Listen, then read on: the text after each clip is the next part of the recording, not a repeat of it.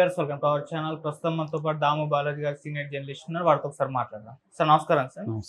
Sir lady Aghori alias Srinivas already అతను male నుంచి female కి సర్జరీ చేసుకుని అతను జెండర్ ని మొత్తం కూడా మార్చేసుకున్నారు కదా. ఇప్పుడు మళ్ళీ మేల్ గా మారడానికి సర్జరీ చేయించుకోబోతున్నాడు అంటూ కూడా వార్త అయితే వైరల్ అవుతుంది. మరి నిజంగా ఈ విధంగా అంటే ఫీమేల్ బాడీ నుంచి మేల్ బాడీలోకి మార్చుకోవచ్చా? ఇది సర్జరీ పాసిబుల్ అవుతుందా? గతంలో ఎవరన్నా ఈ విధంగా చేసుకున్న వాళ్ళు ఉన్నారా sir? Aghori Srinivas alias lady Aghori ఇప్పుడు ఒక సంచలనమైన ఒక నిర్ణయం తీసుకున్నట్టు జైలు నుంచి బయటికి న్యూస్ వచ్చింది. అదేంటంటే తను మళ్ళీ మగవాడిగా మారిపోవాలని, దానికోసం సర్జరీ చేసుకోవాలని ఒక ప్లాన్ చేసుకున్నట్టు తెలిసింది. దానికి సంబంధించి జైల్లో ఒక రాజకీయ నాయకుడితో కూడా ములాఖత్ జరిగింది. రాజకీయ నాయకుడు త్వరగా ఇతనికి బెయిల్ తీసుకొని బయటికి తీసుకొచ్చి ఇతన్ని మళ్ళీ మగవాడిగా మార్చేసేదానికి ఆ రాజకీయ నాయకుడు హెల్ప్ తీసుకోబోతున్నారని కూడా వార్త వైరల్ అవుతుంది. ఎందుకంటే ఈ ట్రాన్స్జెండర్గా ఉండడం వల్ల ట్రాన్స్జెండర్ల వైపు నుంచి కేసులు పెట్టడం అవన్నీ ఒక పక్క జరుగుతుంటే, రెండోది పెళ్లి చేసుకున్నాడు కాబట్టి ఆ అమ్మాయి తనతో బిడ్డలుగానాలని గట్టిగా పట్టుబడుతుంది. తను మగవాడిగా మారిపోమని అమ్మాయి అడుగుతుంది, నా కోసం నువ్వు మగవాడిగా మారిపో అని చెప్తుంది. సో అందుకని ఈ అఘోరి మళ్ళీ మగవాడిగా మారిపోవాలని ట్రై చేస్తున్నారు, నిర్ణయం తీసుకున్నారు అనేది మనకు తెలుస్తుంది. సో ఇప్పుడు అందరికి డౌట్ ఏంటంటే అసలు ఇది సాధ్యమా, అసలు ఈ సర్జరీస్ ఏంటి, మగ ఆడగా మారిపోవడం ఏంటి, మళ్ళీ ఆడ మగగా ఎలా మారుతారు, వాళ్ళ అవయాలు ఎలా మళ్ళీ చేస్తారు. ఇప్పుడు ఆల్రెడీ అతనికి మగ అవయవం అనేది అంగం అనేది లేదు, కట్ చేసి ఒక హోల్ పెట్టారు, సర్జరీ చేశారు. మళ్ళీ ఇప్పుడు అక్కడ మేల్ ఆర్గాన్ని మగ అంగాన్ని పెట్టగలుగుతారా, అసలు ఇది సాధ్యమా సర్జరీ పరంగా? ఒకవేళ పెట్టినా అది పెనిట్రేటివ్ సెక్స్ అంటారు, అంటే సంభోగానికి సూట్ అవుతుందా, బిడ్డలకు అనొచ్చా, అంటే వీర్యం అదంతా బయటకు వస్తుందా, ఇది ఎట్లా సాధ్యము అనేది చాలామందికి ఉన్న డౌట్. సో మనం ఇప్పటి వరకు టెక్నాలజీ ఏముంది, సర్జికల్ ప్రాసెస్ ఏంటి అనేది కొంత చూద్దాము. ముందుగా దీనికి వెళ్ళడానికి ముందుగా అసలు మగవాళ్ళు ఆడవాళ్ళుగా ఎలా మారుతారు అనేది ముందుగా నేను చెప్తాను. దాని తర్వాత ఆడవాళ్ళు మగవాళ్ళగా ఎలా మారుతారు అనేది చెప్తే మనకి ఒక పిక్చర్ ఐడియా వస్తుంది. ఫస్ట్ ఏంటంటే జెండర్ వేరు, సెక్సువల్ ఓరియంటేషన్ అంటారు, ఈ రెండు వేరు. జెండర్ అంటే బై బర్త్ మగవాడిగా పుట్టడం, అమ్మాయిగా పుట్టడం, ఈ రెండు జెండర్స్ ప్రధానంగా ఉంటాయి. సెక్సువల్ ఓరియంటేషన్ రకరకాలుగా ఉంటుంది. నేను మగవాడికి పుట్టినా నాకు అబ్బాయిల మీదనే ప్రేమ ఉండొచ్చు, అమ్మాయిల మీద ప్రేమ లేకపోవచ్చు, అబ్బాయిల పట్లే సెక్సువల్ అట్రాక్షన్ కలగవచ్చు. అప్పుడు నా సెక్సువల్ ఓరియంటేషన్, నేను గే అనేది నా sexual orientation. Maybe I'm a man by gender definition, but sexual orientation అది లేదు. నేను బైసెక్సువల్ అంటే అమ్మాయిలు అబ్బాయిలు ఇద్దరు ఇష్టం లేదు. నేను అసెక్సువల్ కావచ్చు, పాన్ సెక్సువల్ కావచ్చు, రకరకాల పేర్లు ఉన్నాయి, అంత కన్ఫ్యూజన్ అనుకోవద్దు. బేసిక్ ఇది. సో దీంట్లో ఇప్పుడు ట్రాన్స్ జెండర్స్ అంటారు వాళ్ళని. ఇందులో ప్రధానంగా కూడా రెండు రకాలుగా చెప్పచ్చు. ట్రాన్స్ ఉమెన్, ట్రాన్స్ మెన్.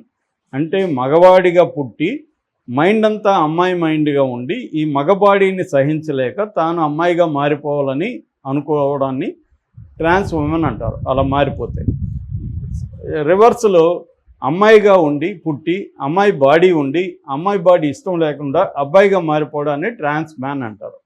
సో ఇప్పుడు ఈ అఘోరి శ్రీనివాస్ అనే ఒక అబ్బాయి అమ్మాయిగా మారిపోయాడు. ఇక్కడ మళ్ళీ రెండు తేడాలు మనం చూడాలి. ఒకటి, నేచురల్గా నేను అబ్బాయిగా పుట్టాను, నా మైండ్ అమ్మాయిగా ఉంది, నేను అమ్మాయిగా మారాలనుకున్నాను, అది నేచురల్గా ట్రాన్స్ఫార్మేషన్ ప్రాసెస్.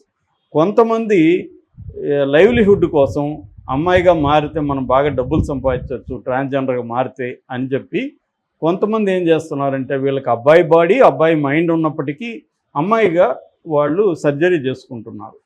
ఈతను కూడా అఘోరి శ్రీనివాస్ కూడా ఇదే కేటగిరీ. అతను నిజంగా అమ్మాయి మైండ్ లేదు, అతనికి అబ్బాయి మైండే ఉంది. అందుకని అమ్మాయిని లవ్ చేస్తున్నాడు, పెళ్ళిళ్ళు చేసుకుంటున్నాడు. ఇప్పటికి 2 పెళ్ళిళ్ళని మనకు తెలిసి చేసుకున్నాడు. అతనికి అమ్మాయి మైండ్ ఉంటే అబ్బాయిని లైక్ చేసేవాడు, అబ్బాయిని లైక్ చేయట్లేదు, అమ్మాయిలనే లైక్ చేస్తున్నాడు. కాబట్టి అతను నిజంగా ట్రాన్స్ ఉమెన్ కాదు. అందుకని ట్రాన్స్ ఉమెన్ కూడా అతను ఫ్రాడ్, అతను కావాలనే చేసుకున్నాడని చెప్తున్నారు. అది వాస్తవమే మనకి, ఎందుకంటే అతనికి గడ్డం కానీ అవన్నీ వస్తున్నాయి. ఫిమేల్ బాడీ లేదు అతనికి, మేల్ బాడీ చాలా స్ట్రాంగ్గా మేల్ బాడీ ఉంది. తర్వాత బ్రెస్ట్ ఎవాల్వ్ కాలేదు, అతని వాయిస్ ఫెమినైజ్డ్ వాయిస్ కాలేదు. సో ఒక అంగం మాత్రమే కట్ చేసి చిన్న హోల్ పెట్టారు, అంత తప్ప అతనికి ఫిమేల్గా కంప్లీట్గా అతను ట్రాన్స్ఫార్మ్ కాలేదు.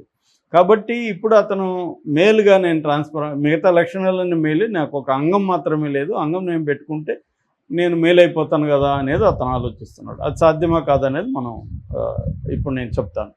సో ఇప్పుడు ఒక అబ్బాయి అట్లాగే వాయిస్ థెరపీలో కూడా వీళ్ళు ఏం చేస్తారంటే ఆడమ్స్ యాపిల్ అంటారు, దాన్ని తీసేస్తారు, రిమూవ్ చేసి మేల్ వాయిస్ నుంచి ఫిమేల్ వాయిస్గా కన్వర్ట్ అయిపోతుంది. సో ఇది మొత్తం ప్రాసెస్ అన్నమాట.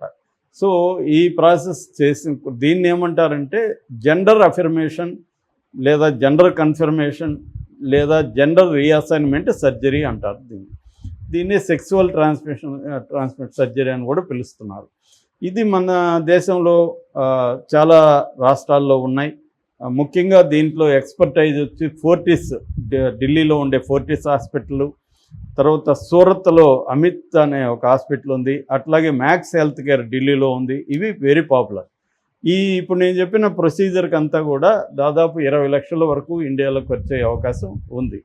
దీనికి టైం కూడా 6 నెలల నుంచి 1 year, 1.5 year, 2 years కూడా పడుతుంది. ఎందుకంటే మన బాడీ హెల్త్ కండిషను, మన అనాటమీ పరిస్థితి, fat distribution, nerve function, blood flow, ఇవన్నీ చూస్తారన్నమాట.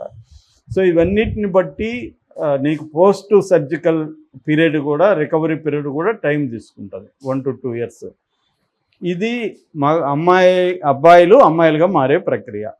అబ్బాయిలు అమ్మాయిలుగా ఎలా మారుతారు అనుకున్నప్పుడు మ్యాస్టెక్టోమీ అనే ఒక ఇది ఉంది. అదేంటంటే బ్రెస్ట్ టిష్యూస్ని, ఆల్రెడీ అమ్మాయి కాబట్టి బ్రెస్ట్ ఉంటుంది కాబట్టి దాన్ని తగ్గించేసి ఫ్లాట్ చెస్ట్గా మార్చేస్తారు, దాన్ని తీసేస్తారు.